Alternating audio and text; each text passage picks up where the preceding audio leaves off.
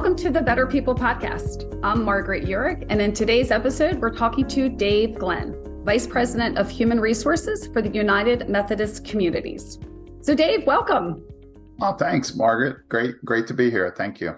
Yeah, thrilled to have you. So before I jump in and ask you to tell us about your background, first just tell us, what is United Methodist Communities? So United Methodist Communities is a senior living organization. We have about 850 employees in the state of New Jersey, 4 major campuses, and we encompass the whole continuum of care from independent living through assisted living to skilled nursing. And we also have a home care division that takes care of folks so that they can stay in their homes as well. So the bulk of our staff are at those 4 sites throughout the state of New Jersey, north, south, and west. Okay, wow. So tell us, we've got a group of listeners all in the HR field and who would love to just know, like, what is your background? Where did you get started? And what are you doing? And what's it been like for you, this journey? So I started out in the field when it was called personnel. So I've been in the field more than 35 years. I've kind of grown through that time. I was given an opportunity early in my career to be in HR, and most of what I've learned has been on the job. So some great mentors as well as labor attorneys and benefits folks have kind of helped me to get to where I am today. So most of my career has been in not-for-profit and healthcare. So I've been in a little bit of for-profit. I worked for a supermarket chain for a while in HR, which gave me my labor relations background, which has been helpful in my current role. So pretty broad, wide, but mostly not-for-profit health. All right, great. So you've been with United Methodist for how long now? I just passed 9 years this past week. So celebrated on Cinco de Mayo. That's my anniversary date. Oh, that's a fun day to celebrate. So I know we have a lot of things that we can be talking about, but there's a few things I absolutely want to make sure we touch on today. And because I think your experience with it is going to hit home for so many of our listeners, because it's such a hot topic for everybody. And so let's start with this app that you're using for talent management. So tell us, what is the app and what are you doing with it? Well, the app is called Work Taps. And basically what it does is it taps your staff for recruitment. So over many years, our staff has been a great source of hires. And traditionally, we would give a bounty if someone referred a family member or a friend. But what this app does, and that was kind of hit and miss. Some people didn't know about it. They didn't always tell us, that they referred. So some people missed out on the reward. But what this app does is, and people have to opt into it. It's not automatic. So people have to sign up for it. But basically our applicant tracking system shoots out all of our job openings to the folks who have enrolled in this app. And then they can refer their friends and family, their social media followers to our jobs. And what it does is when that goes out, it goes out through SMS, text, email, Facebook, which I know a lot of employees are not on Facebook anymore. Their grandparents are, but not them. But, LinkedIn, WhatsApp, I believe, and Twitter. And so they could send it to any or all of those media. And if that person responds to that link, they get credit for it. So the system recognizes who referred them and then gives them credit. So it kind of gamifies it a little. It tracks, how many people have sent jobs out and how many have come back, been interviewed or been hired, so that we can reward folks for their diligence. And go ahead. No, I was going to say, in what way have they made it a game? Like, so they get credit. What happens? Are they like ranked on a leaderboard, or, what does it look like? Exactly. Yeah. Each of our individual communities has a leaderboard, and it's, shown high to low, who's leading the pack. and it shows their point totals. So people, build some competitiveness between folks. And man, there's some people who just like embrace this and are flying way ahead of everybody else. But, a little bit of good competition, sometimes sparks action. So I know you have stats on how successful this has been for you, and I do want to ask you to share them. But first, I want to talk about why this is so huge, like why having referrals has been so great for you and what's so important about a referred applicant. Yeah. So, our mission is take care of seniors, and not everybody is suited to do that job. It's hard work. It's not amazing pay, but it's people who really love to take care of people. And that's who we're really looking for. So when you post a job on Indeed, it doesn't discriminate, who's getting that advertisement, right? It goes out to everybody. But with this app, our individual employees, we would hope they would refer people like themselves, their family members, their friends, perhaps they're like-minded. And if our employees are committed, hopefully we'll get somebody similar who would be a great hire. So those people tend to respond, greater percentage of them respond, and they're quicker to hire. And as I'll point out in a few minutes, our retention rates are much greater for those individuals. All right. Well, so let's talk about that. What are the stats for this? Like, how great of a tool has this been for you guys? So just to give you an idea, we get about half of our hires from Indeed, which I'm sure your listeners, that's the goal. It used to be Career Builder, it used to be Monster, So Indeed right now is like the leader. And we get roughly half of our hires from Indeed. But employee referrals is a close second. And typically we get from a quarter to a third of our new hires through referrals. And not just employees, but even the residents that live in our communities refer their families. So we have to figure out how to capture that, but they do it as well. So, but we've seen growth just since we installed this app. In 2020, we had 102 hires from referrals.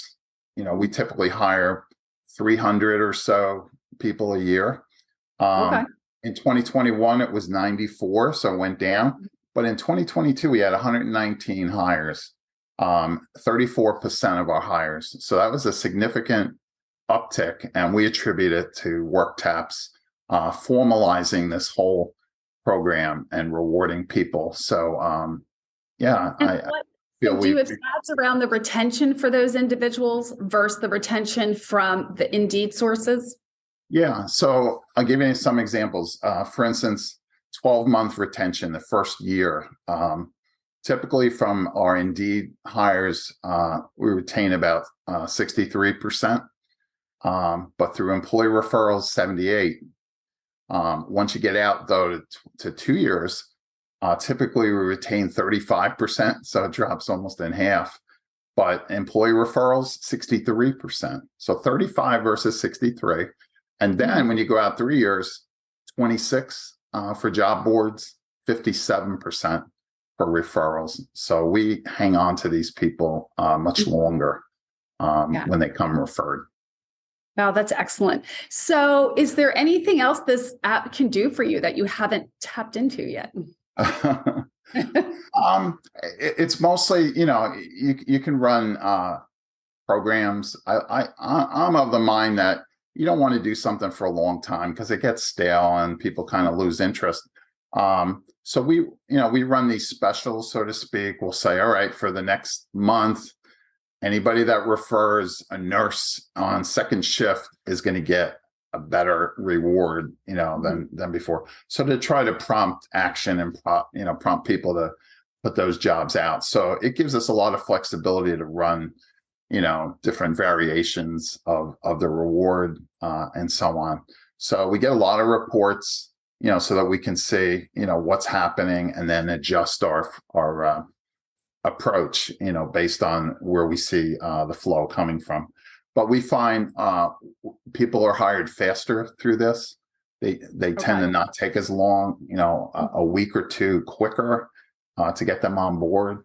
And as I said, they tend not to be duds. They tend to be really good hires.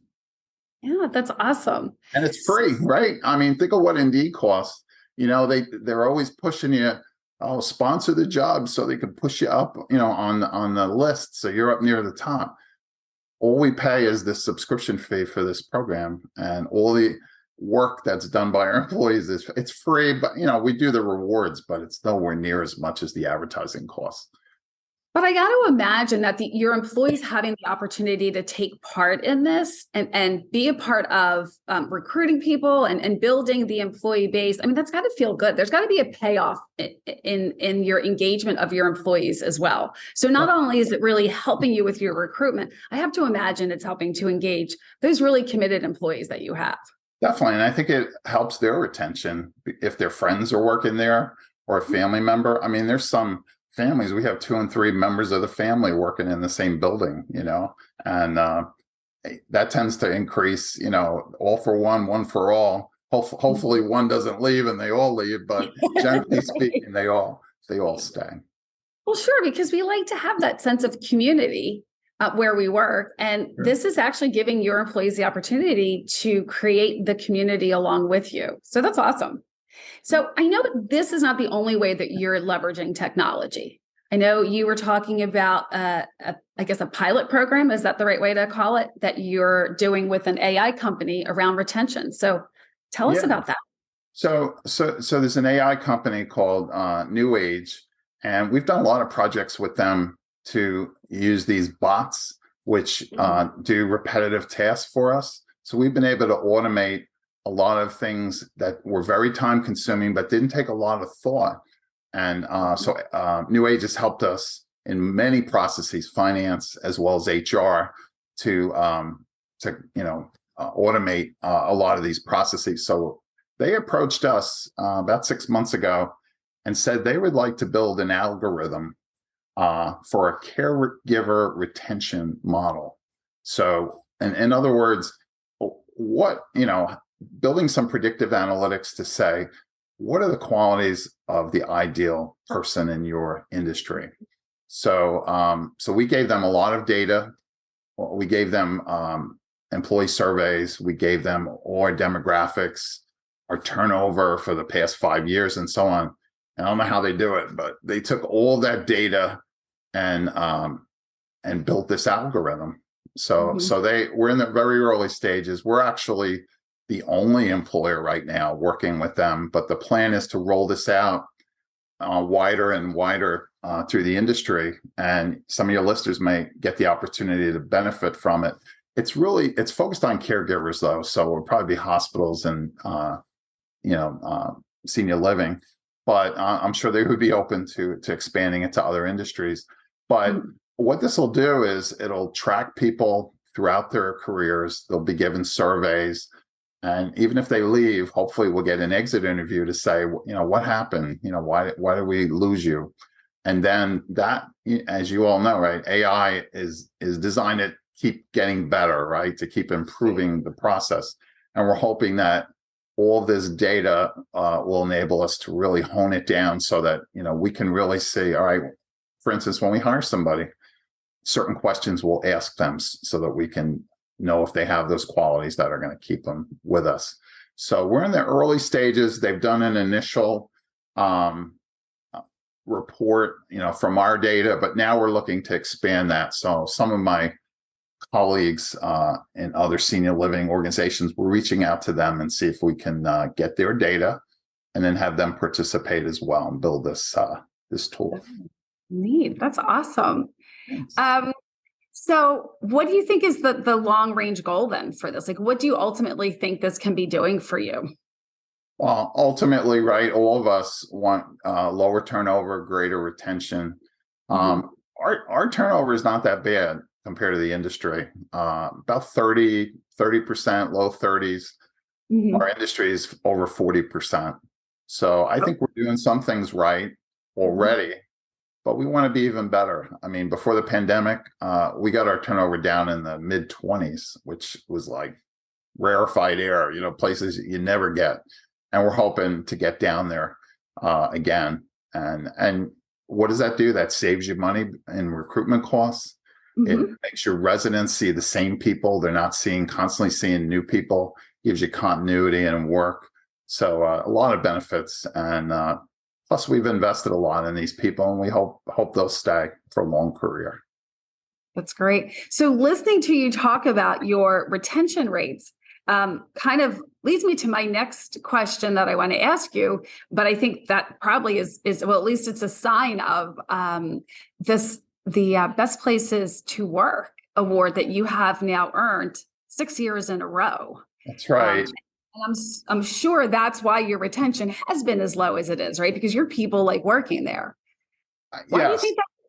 What is it that you got? What's the secret sauce for you? Well, Margaret, it comprises many different factors. But the two that really stand out that we always score the highest in are pride in their work, and they see their work as a sense of mission. And we always score really, really high in those scores, which makes me really happy. Also, safety. We just got through. Well, we're not through yet, but getting through a worldwide pandemic, and our associates always felt safe, and I think that was a huge factor. That's not to say we're perfect, and these surveys help us because we get feedback, as to the areas that we need to work on. So we intend to pick some areas to work on each year and get even better. So 6 years in a row. This is just the senior living area right now, but they started 6 years ago. We did it the first year. Some people said, "Oh, can we do it during the pandemic? We're not going to get it." I said, "Let's push through. Let's do it." And our scores actually went up. So, wow. So we're proud. It helps us attract new folks. It also encourages families to come have their parents and grandparents live with us because of the great staff that we have. And we do have a fantastic staff.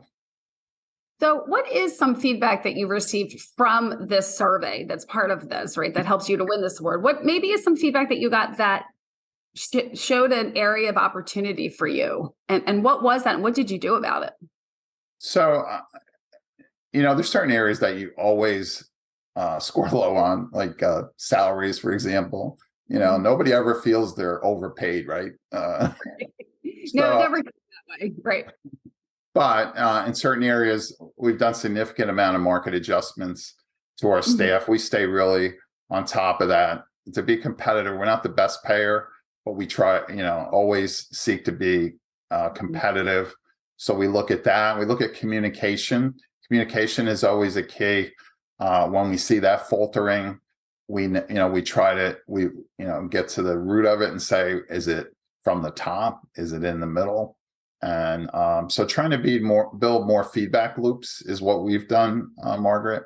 And not to make assumptions, just because you send something out doesn't mean everybody read it or understands it, right? So we're trying to do a better job of engaging, explaining more. When changes come, don't just send a memo out. Let's sit down and talk about it, and get good feedback. So I think that's some of the lessons we've learned, that merely sending something out is not enough, that you really have to engage with your staff. Yeah, so if I remember correctly, you said you have about 850 employees. You have 4 sites. That means you have, that's a lot of employees to be communicating to. How, and I know, so I'm sure you have different levels of management. And I know so often we ask that our managers be responsible for communicating down the information that needs to be shared, right, to the employees. Which then brings me to just your managers in general, and how are you training them and developing them? What does that look like so that you can retain the employees you're retaining and can win Best Places to Work 6 years in a row? So we find they're a key, right? You can have the best senior leadership, but if you don't have good middle management, you're going to fail.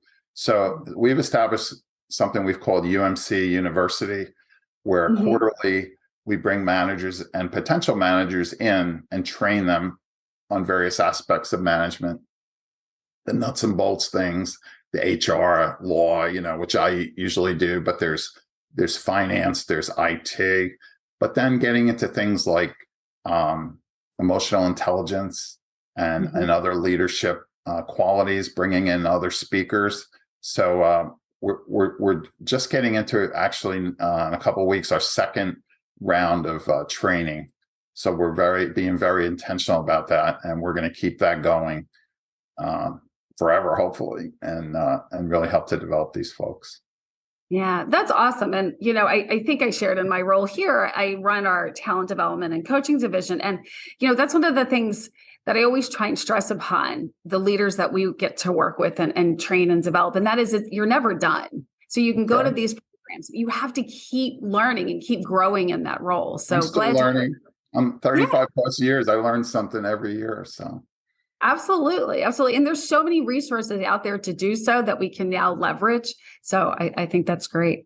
So, all right, one more question for you. When you think about technology, you've got this app that you're using, you're working with AI. Is there another area where you have identified you could leverage technology to support what you do in human resources? Well, your human resource information system, we find that we don't use a high percentage of its capabilities. So we're just plumbing the depths of that. Not just, traditionally reports and lookup things, but actually using the system to help you to, for instance, we track licenses and things like that, but trying to automate that to get away from people having to remember, like, oh, I got to remember to do that or whatever, having automated processes so that, as we get older, we don't tend to remember as much, but it reminds you, oh yeah, you have to do this month and so on. But, and as I said earlier, this AI, trying to get those grunt type processes done by a robot, not a physical robot, but these nanobots, whatever they are. I don't even know what they are. But to get these processes done so that we can have our managers functioning at the highest level, right? We want them to do the things that they're really good at. We don't want them, unfortunately, taking up their time with like the menial stuff. We all have to do it, granted, but as little as possible to try to take best advantage of their skills and abilities. Yeah, that's great. And I do think we have so many opportunities to streamline. It just takes time to think about, right? And to go through that process of analyzing, what do you do every day? And is there a different way, right? And what would it look like if we found a better way? So, and embracing new things, right, Margaret? I mean, people are so used to, they don't want to change. It's like, well, this is the way I've always done it. I prefer to do it myself. I'm like, no, you got to let go of that. We want to help you so that, you'll have more time to do the, more important things. Yeah, that's like a big mind shift. You have to get out of that. This is how I've always done it. I'm the only one that can do it this way. My way's the right way. It'll take me more time to show somebody else. I think there's also that fear of, loss of control and all those things going on. But when you can get someone to think about what's possible, if you could find a different way, it's pretty cool. So good. So this has been great. You've got so much going on and you've had a lot of years in the business. So one of the things I always love to ask our guests to wrap up our sessions is, what is something that over the years you have changed your mind about? So that's a really good question. I would say for me is perception is reality, right? It's the facts are important, but what's more important is what people think. So you can be right in a certain area, but if people perceive it differently, you can't just say, well, you're wrong, this is right. You have to acknowledge that and try to bring them to truth. So I always tell people, oh, but I told them over and over. Well, fact is, if they're in their mind, they're perceiving something different. We have to deal with that as reality at the moment. So I encourage my staff to, and that's something I've learned. I mean, I'm always like, well, I told them, they should be able to do it or whatever. Why not? Right. So that would be my sagely advice is, to do that. Yeah. It's, that's that empathy. That's being able to understand where somebody else is coming from and understand that they might have a very different perception than you do. And therefore they have a different truth than you do. Absolutely. And now what do we do about that? So that's awesome. Great. Well, Dave, this has been a great conversation. Really excited to look into this app that you were talking about to see how that can help. But I think we've all learned a lot from you today. So thank you so much for your time. Great. Happy to do it. Thank you for listening. We hope you got a ton of value out of this episode. Before we go, we want to thank the sponsor of our show, the Mid-Atlantic Employers Association, more commonly referred to as MEA. MEA provides human resources services to hundreds of businesses across numerous industries every day, bridging gaps that restrain innovation and growth.